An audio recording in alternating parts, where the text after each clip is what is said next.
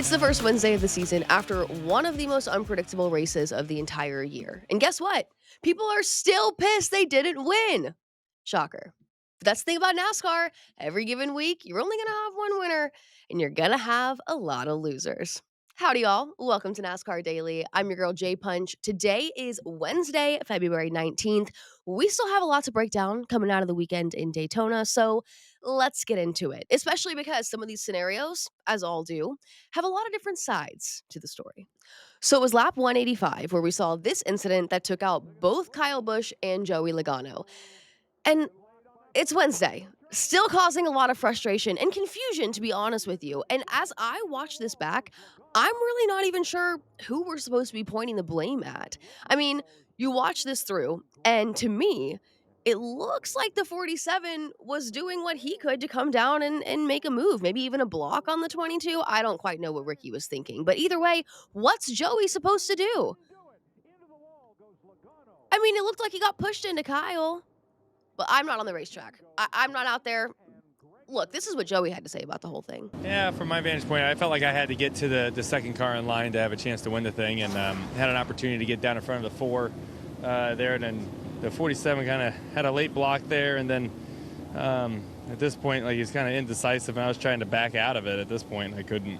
I was getting shoved into it at that point because the checkup already happened. So, yeah, just racing there at the end. It seems like it's just I don't know, felt like I can get my nose in there, was going to, and then he just wanted to block it, and then I couldn't get out. Once you already checked up, it brings the whole back of the pack up to you.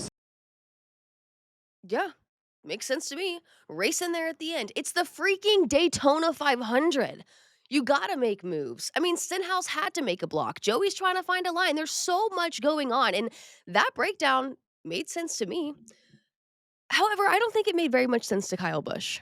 He wasn't quite as understanding after getting out of the infield care center. Looks like the fastest car got in a hurry to get to the wreck. Logano was by far the fastest car today. Saw a lot of laps led, and he could about do anything. The Penske cars were very strong. And we still got 20 laps to go, and he's trying to go through the middle and make a hole that isn't there, and just created chaos. So hate it for all of our guys on the Zone Chevrolet. We had a fast car, and we were in position and just kind of biding our time and seeing what was going to happen next. And yeah, you got to know how wide your race car is to be able to find a hole that it'll fit in, and he obviously doesn't know that. Kyle Busch placing his blame and frustration toward Joey Logano isn't surprising by any means. It's nothing new, really. I mean, that rivalry goes back quite a while. And I will say, I do have a little bit of grace and understanding for drivers just getting out of the infield care center. Maybe Kyle really hasn't had an opportunity to watch it back yet. He can't quite see what happened. So Joey's the easy one to blame. What did surprise me a little bit, though, was this comment that was made post-race during the celebratory press conference with William Byron and his team when Jeff Gordon decided to throw his hat into the ring of his opinion on what happened. Did people make dumb moves and stuff, or is that just, I mean, I heard like 10 times, oh, that's just super speedway racing. Yeah, that's fair. My favorite part of that clip is watching Rudy Fugel's face. It like takes him a second to say like, did you just say that? And then not a laugh. It's almost like he's scared. He's scared to laugh at that joke. He knows what that joke could bring. But it's true though. I mean, to hear Jeff Gordon, Hall of Famer Jeff Gordon, who really, I mean, yeah, Byron definitely benefited from that incident, but it wasn't like that negatively affected them. And he still made a point to throw Joey under the bus.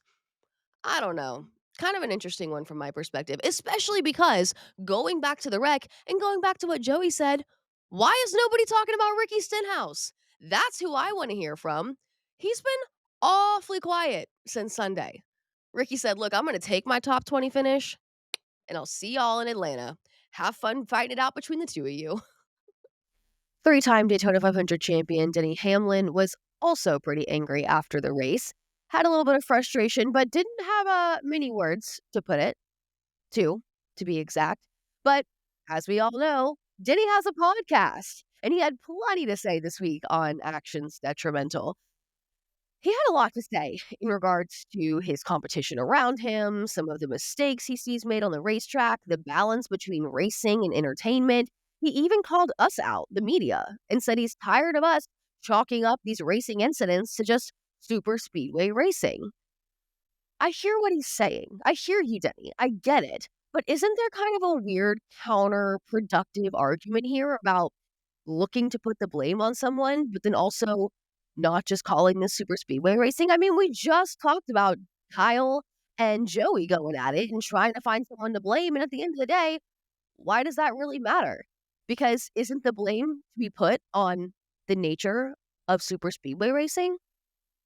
Again, I don't race the cars. And like I said, this guy's a 3-time Daytona 500 champion. So I'm not one to argue with Denny. In fact, I'm interested in hearing more about Denny's thoughts on how we could improve this. But I do feel as if Denny was talking as a 4-time Daytona 500 champion this week.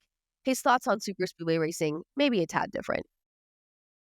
And again, not to sound like the media that Denny is calling out, but isn't the beauty of super speedway racing the unpredictability that it offers and the opportunity that it offers for drivers, all the drivers on the racetrack, whether it's a team that's smaller, more underfunded, or doesn't have a full-time charter in the series, like the 40 of Dale Earnhardt Jr. Justin Allgaier brought that car home in ninth.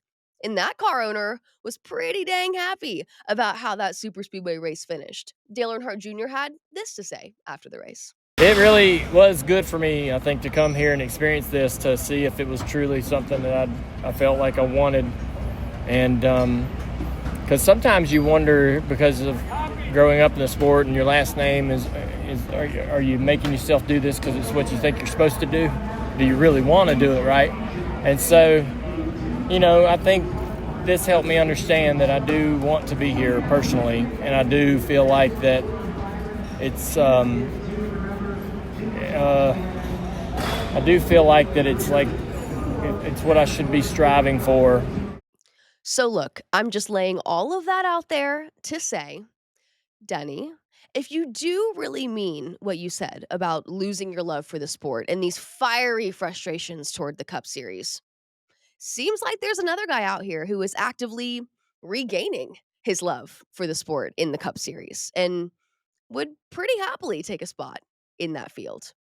And personally, as a race fan, the idea of having an Earnhardt back in the top level of NASCAR, I don't hate it. But that's all I'm going to say for this week. That wraps up this Wednesday edition of NASCAR Daily. Thanks for watching. You can keep up with us on all of the podcast platforms, on NASCAR's YouTube, or even over on our new Fast channel on Tubi. I'll be back with you guys on Tuesday. Mamba's going to be hanging out with you for the rest of the week. So he'll see you tomorrow, and I'll see y'all Tuesday. Thanks. Bye.